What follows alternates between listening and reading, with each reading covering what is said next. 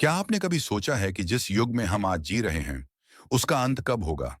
क्या कलयुग वास्तव में अपने अंतिम चरण की ओर बढ़ रहा है? हिंदू धर्म ग्रंथों में कलयुग को केवल एक समय काल नहीं, बल्कि मानव चेतना की परीक्षा कहा गया है। कल की पुराण और गरुड़ पुराण जैसे प्राचीन ग्रंथों में ऐसे वर्णन मिलते हैं, जिन्हें पढ़कर मन आश्चर्य और भय से भर उठता है। इन ग्रंथों में भविष्य की जो तस्वीर उकेरी गई है, वह केवल कल्पना नहीं, बल्कि एक गंभीर चेतावनी के रूप में देखी जाती है। आर्ष मुनियों का मानना था कि इन कथाओं का उद्देश्य डर पैदा करना नहीं, बल्कि मनुष्य को अपने कर्मों के प्रति सजग करना है, ताकि समय रहते इंसान अपने विचार, आचरण और जीवन दृष्टि को सही दिशा में मोड़ सके। आज हम आपको उसी गूढ़ विषय की यात्रा पर ले चलेंगे, जहां हम समझेंगे कि कलयुग क्या है, इसका अंत कैसे बताया गया है और इससे हमें क्या सीख मिलती है। चार युगों का चक्र और धर्म का ह्रास। हिंदू दर्शन के अनुसार सृष्टि चार युगों में विभाजित है: सतयुग, त्रेता युग, द्वापर युग और कलयुग। हर युग के साथ धर्म की शक्ति धीरे धीरे क्षीण होती जाती है। सतयुग में सत्य पूर्ण रूप से स्थापित था, त्रेता में धर्म थोड़ा कम हुआ, द्वापर में संतुलन डगमगाया और कलयुग में धर्म केवल एक अंश के रूप में शेष रह जाता है। ग्रंथों में कहा गया है कि जैसे जैसे समय आगे बढ़ता है, मानव जीवन में लोभ, अहंकार, असत्य और स्वार्थ का प्रभाव बढ़ता जाता है। भागवत पुराण, विष्णु पुराण, लिंग पुराण और अन्य ग्रंथों के अनुसार कलयुग की कुल अवधि 4,32,000 वर्ष मानी गई है। मान्यता है कि महाभारत युद्ध की समाप्ति के बाद जब भगवान श्री कृष्ण ने धरती से विदा ली, तभी कलयुग का आरंभ हुआ।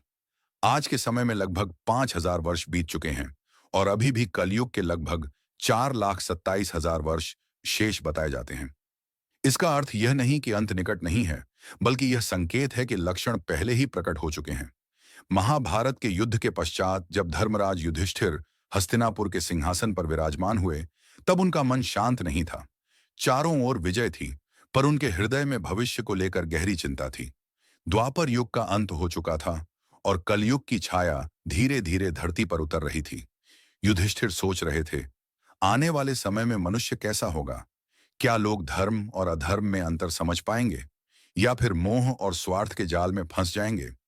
इन प्रश्नों का उत्तर पाने के लिए उन्होंने अपने भाइयों भीम, अर्जुन, नकुल और सहदेव के साथ भगवान श्री कृष्ण से मिलने का निर्णय लिया। जब युधिष्ठिर गंभीर मुद्रा में बैठे थे, तब अर्जुन ने सहज स्वर में पूछा, भ्राता, आप इतने चिंतित क्यों दिखाई दे रहे हैं? युधिष्ठिर की यह चिंता केवल एक राजा की नहीं थी, यह संपूर्ण मानव जाति के भविष्य की चिंता थी। शास्त्र कहते हैं, कलयुग का अंत बाहर नहीं, मनुष्य के भीतर से शुरू होता है। जब तक विवेक जीवित है, तब तक कलयुग का प्रभाव सीमित है। इसलिए ग्रंथ हमें भविष्य से डराने नहीं, वर्तमान को सुधारने का अवसर देते हैं। क्या किसी विरोधी ने हस्तिनापुर की सीमाओं को ललकारने का साहस किया है? यदि ऐसा है तो मुझे आदेश दीजिए, मैं अभी जाकर उसका अंत कर दूं। अर्जुन के इस वाक्य पर धर्मराज युधिष्ठिर ने एक लंबी सांस ली और गंभीर स्वर में बोले, हे पार्थ, मुझे तुम्हारे शौर्य पर पूर्ण विश्वास है। इस धरती पर कोई भी ऐसा नहीं जो हस्तिनापुर पर आक्रमण करने का दुस्साहस कर सके। पर मेरी चिंता किसी बाहरी शत्रु को लेकर नहीं है। मेरा मन उस आने वाले युग को लेकर व्याकुल है, जिसे कलयुग कहा जाता है। उन्होंने आगे कहा, मुझे इस बात का भय है कि आने वाले समय में मनुष्य की सोच, उसका आचरण और उसका धर्म किस दिशा में जाएगा। क्या सत्य टिक पाएगा? क्या धर्म जीवित रह पाएगा? भीम, जो सदैव अपने ज्येष्ठ भ्राता की भावनाओं को समझते थे, तुरंत बोले, भैया, आपकी ये बातें हमारे हृदय में भी शंका और भय उत्पन्न कर रही हैं। कृपया स्पष्ट कीजिए कि ऐसा कौन सा संकट है जो आपको इतना व्यथित कर रहा है।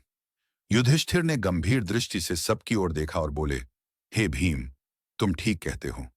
एक अत्यंत भयावह काल समीप है। मैं कलयुग के प्रभावों की कल्पना मात्र से ही चिंतित हो उठता हूं। इसी कारण मैंने निश्चय किया है कि हमें द्वारिकाधीश श्री कृष्ण के पास जाना चाहिए। केवल वही इस रहस्य को स्पष्ट कर सकते हैं। यह सुनकर सभी पांडव सहमत हो गए। अर्जुन ने कहा, आपका निर्णय उचित है भैया। श्री कृष्ण त्रिकालदर्शी हैं, भविष्य को उनसे बेहतर कोई नहीं जान सकता। भीम ने उत्साह के साथ कहा, हे धर्मराज, जहां आप जाएंगे मैं आपके साथ रहूंगा। नकुल और सहदेव ने भी एक स्वर में कहा, यह निर्णय ही सबसे श्रेष्ठ है। इस प्रकार पांडव द्वारिका की ओर प्रस्थान कर गए। जब वे पवित्र द्वारिकापुरी पहुंचे, तो भगवान श्री कृष्ण ने उनका स्नेहपूर्वक स्वागत किया। युधिष्ठिर ने उनके चरणों में नतमस्तक होकर कहा, हे केशव, आपको कोटि कोटि प्रणाम। आप सब कुछ जानते हैं। द्वापर युग का अंत निकट है और कलयुग के संकेत चारों ओर दिखाई देने लगे हैं। मैं जानना चाहता हूं कि उस युग में मनुष्य का स्वभाव कैसा होगा, वह किन कर्मों में लिप्त होगा और उस अंधकार में भी मोक्ष का मार्ग क्या होगा। श्री कृष्ण मंद मुस्कान के साथ बोले, हे धर्मराज, तुम्हारा प्रश्न अत्यंत गंभीर और समयोचित है। कलयुग को समझना केवल तुम्हारे लिए नहीं, बल्कि समस्त मानवता के लिए आवश्यक है। किंतु इस युग को शब्दों से नहीं, अनुभव से समझना अधिक उचित होगा। युधिष्ठिर ने जिज्ञासा से पूछा, हे माधव, यदि यह अनुभव की परीक्षा है तो हमें क्या करना होगा। श्री कृष्ण बोले, तुम पांचों भाइयों को अलग अलग दिशाओं में स्थित घने रहस्यमय वनों में जाना होगा। वहां तुम्हें कुछ ऐसे दृश्य दिखाई देंगे जो सामान्य नहीं होंगे। वे दृश्य भविष्य के प्रतीक होंगे। जब तुम उन अनुभवों को लेकर वापस आओगे, तब मैं तुम्हें कल युग का वास्तविक स्वरूप समझाऊंगा। युधिष्ठिर ने विनम्रता से कहा, जैसी आपकी आज्ञा, हे केशव। आप जहां भेजेंगे, हम वहां जाने को तत्पर हैं। श्री कृष्ण ने कहा, ध्यानपूर्वक देखना, समझना और बिना किसी निष्कर्ष के लौट आना, तभी सत्य स्पष्ट होगा। भगवान की आज्ञा का पालन करते हुए पांडवों ने अपने रथ वहीं छोड़े और पैदल ही वनों की ओर बढ़ चले। बाहर से वातावरण शांत था, किंतु भीतर एक अनजानी हलचल थी, मानो वन की हर पत्ती, हर पवन कुछ संकेत देना चाह रही हो। अधिक अनुभव प्राप्त करने के लिए पांचों भाई अलग अलग दिशाओं में चले गए। युधिष्ठिर का अनुभव।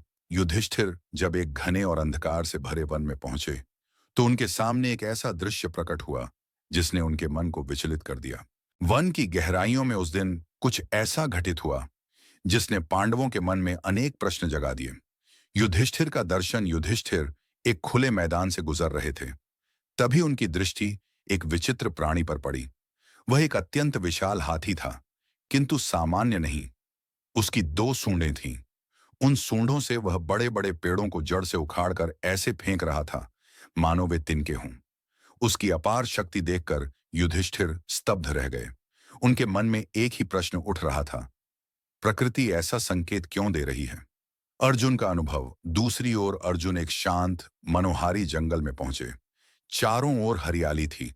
हवा में पक्षियों की मधुर ध्वनि घुली हुई थी। तभी उनकी नजर एक अद्भुत पक्षी पर गई। उसके पंखों पर प्राचीन मंत्रों और वेदों जैसी लिपियां अंकित थीं। वह पक्षी देखने में अत्यंत पवित्र प्रतीत हो रहा था, लेकिन अगले ही क्षण अर्जुन चौंक गए। वही पक्षी मृत जीवों का मांस नोचकर खाने लगा। अर्जुन गहरे चिंतन में डूब गए। ज्ञान और हिंसा एक साथ कैसे संभव है। भीम का दृश्य। भीम एक हरे भरे मैदान में पहुंचे जहां गायों का विशाल झुंड चर रहा था। तभी उन्होंने एक करुण दृश्य देखा।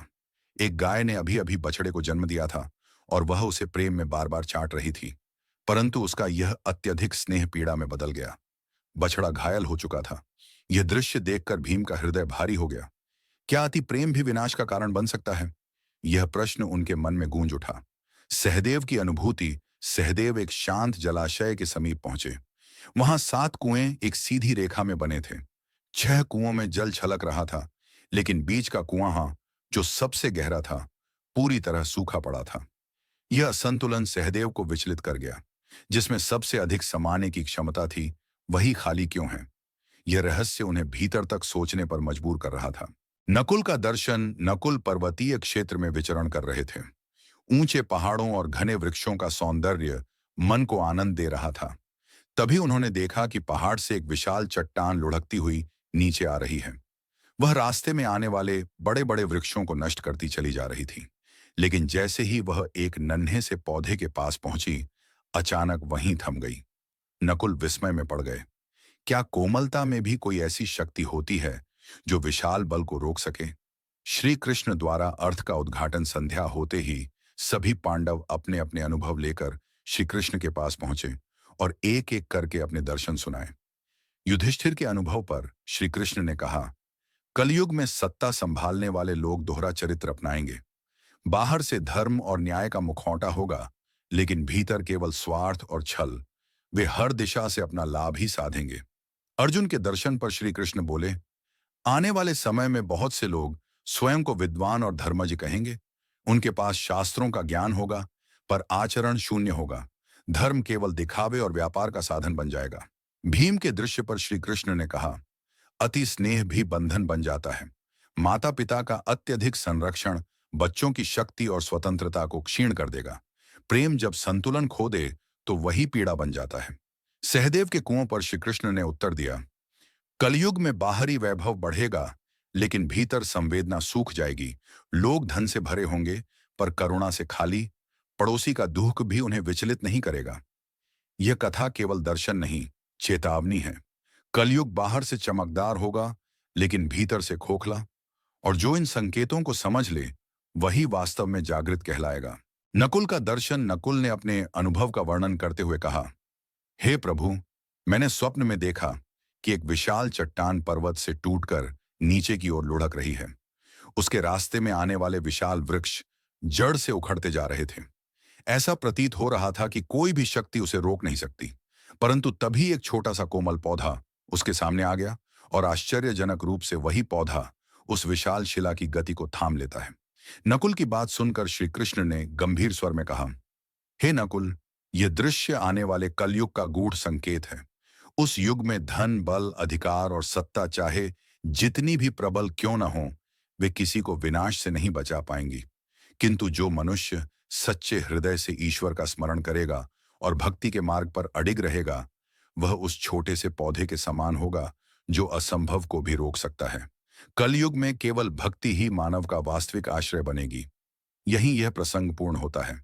परंतु इसी संदर्भ में गरुड़ पुराण में वर्णित एक और संवाद अत्यंत महत्वपूर्ण है।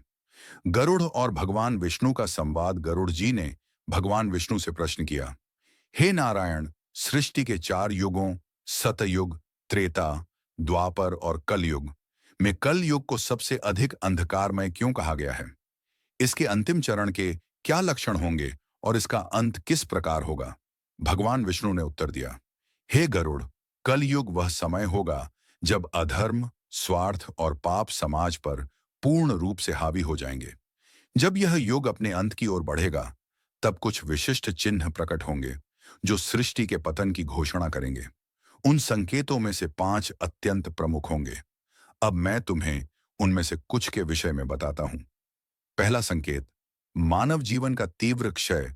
कलयुग के अंतिम चरण में मनुष्य की आयु अत्यधिक घट जाएगी। औसतन जीवन काल केवल 20 वर्षों के आसपास सिमट जाएगा। लोग 12 वर्ष की अवस्था में ही बुढ़ापे के लक्षण दिखाने लगेंगे। केश समय से पहले सफेद हो जाएंगे, त्वचा झुर्रियों से भर जाएगी और शरीर असंख्य रोगों का घर बन जाएगा। ये पतन केवल शरीर तक सीमित नहीं रहेगा, बल्कि जीवन मूल्यों और नैतिकता का भी पतन होगा। अस्वस्थ खान पान, अव्यवस्थित दिनचर्या और निरंतर तनाव के कारण मनुष्य मानसिक रूप से भी दुर्बल हो जाएगा। उस समय स्त्रियां बहुत कम आयु में ही मातृत्व धारण करेंगी, किंतु शारीरिक दुर्बलता के कारण वे संतानों का समुचित पालन नहीं कर पाएंगी। बच्चे कुपोषण और रोगों से ग्रस्त होंगे, जिससे पीढ़ी दर पीढ़ी कमजोरी बढ़ती चली जाएगी। परिवार व्यवस्था टूटने लगेगी, रिश्तों का महत्व समाप्त हो जाएगा और समाज स्वार्थ के आधार पर चलने लगेगा। प्रेम, विश्वास और करुणा दुर्लभ हो जाएंगे। यह संकेत स्पष्ट करता है कि कलयुग के अंत में मानवता शारीरिक और मानसिक दोनों रूपों में पतन की चरम सीमा पर होगी। दूसरा संकेत, नैतिकता और मर्यादा का लोप। कलयुग के अंतिम समय में धर्म और सदाचार लगभग समाप्त हो जाएंगे। पतिव्रता स्त्रियों की संख्या नगण्य रह जाएगी और वैवाहिक मर्यादाएं टूट जाएंगी। एक स्त्री अनेक पुरुषों से संबंध स्थापित करेगी और पवित्र रिश्तों की अवधारणा समाप्त हो जाएगी। धार्मिक कर्मकांड, पूजा, श्राद्ध, विवाह और अंतिम संस्कार जैसे संस्कारों से लोग विमुख हो जाएंगे। जल की कमी के कारण लोग स्नान तक छोड़ देंगे, जिससे शारीरिक स्वच्छता के साथ साथ आध्यात्मिक शुद्धता भी नष्ट हो जाएगी। आहार विहार में भी भारी परिवर्तन होगा। सात्विक भोजन दुर्लभ हो जाएगा और मांसाहार सामान्य जीवन का हिस्सा बन जाएगा। वस्त्रों में सादगी समाप्त होकर दिखावा और भोग विलास हावी हो जाएगा, जो आत्मिक पतन का प्रतीक होगा। समाज में छल, कपट, लालच और स्वार्थ का बोलबाला होगा। लोग केवल अपने सुख और इच्छाओं के लिए जिएंगे। धर्म और कर्तव्य गौण हो जाएंगे, जिससे अशांति और अविश्वास बढ़ता चला जाएगा। तीसरा संकेत, प्रकृति का क्षय कलयुग के अंतिम काल में प्रकृति भी मानव के पापों का भार सहन नहीं कर पाएगी। अधिकांश वृक्ष फल और फूल देना बंद कर देंगे। हरियाली समाप्त होने लगेगी और केवल कुछ विशेष प्रकार के वृक्ष ही शेष रह जाएंगे। शाकाहार लगभग लुप्त हो जाएगा और मानव पूरी तरह मांसाहार पर निर्भर हो जाएगा। इससे प्रकृति और मानव के बीच का संतुलन पूरी तरह बिगड़ जाएगा और पृथ्वी विनाश की ओर अग्रसर हो जाएगी। भविष्य के युग में मानव का भोजन सात्विकता से दूर होता चला जाएगा। जो आहार कभी शरीर और मन को शुद्ध करता था, वही धीरे धीरे भारी, असंतुलित और रोगों को जन्म देने वाला बन जाएगा। इसका दुष्परिणाम यह होगा कि मनुष्य की आयु घटने लगेगी और कम उम्र में ही गंभीर तथा असाध्य बीमारियां लोगों को घेर लेंगी।